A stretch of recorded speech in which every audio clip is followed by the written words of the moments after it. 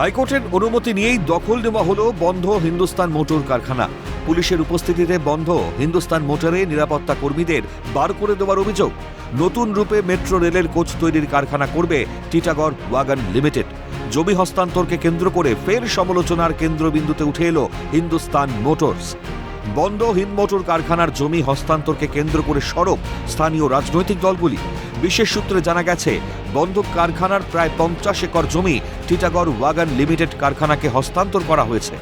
জানা গেছে, Titagarh wagon limited কারখানা মেট্রো রেলের রেক তৈরি করবে। বর্তমানে সারা ভারত জুড়ে মেট্রো রেলের রেক সরবরাহ করে টিটাগড় ওয়াগন লিমিটেড। পুনে মেট্রোর 90% রেক সরবরাহ করেছে টিটাগড় ওয়াগন লিমিটেড।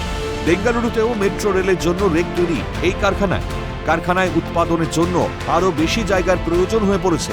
এই অবস্থায় টিটাগড় ওয়াগন লিমিটেডকে বন্ধ হিন্দ মোটর কারখানার প্রায় 50 একর জমি হস্তান্তর করা নিয়ে রীতিমতন তোলপাড় শুরু।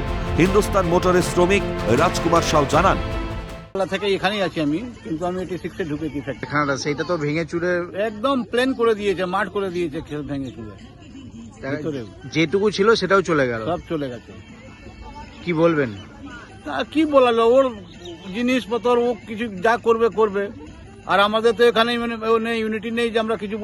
যারা অধিগ্রহণ করলো আমাদের একটাই বক্তব্য, বরাবরই এটা ছিল যে শিল্পের জমিতে শিল্প করতে হবে, যাতে নতুন করে কর্মসংস্থান তৈরি হয়।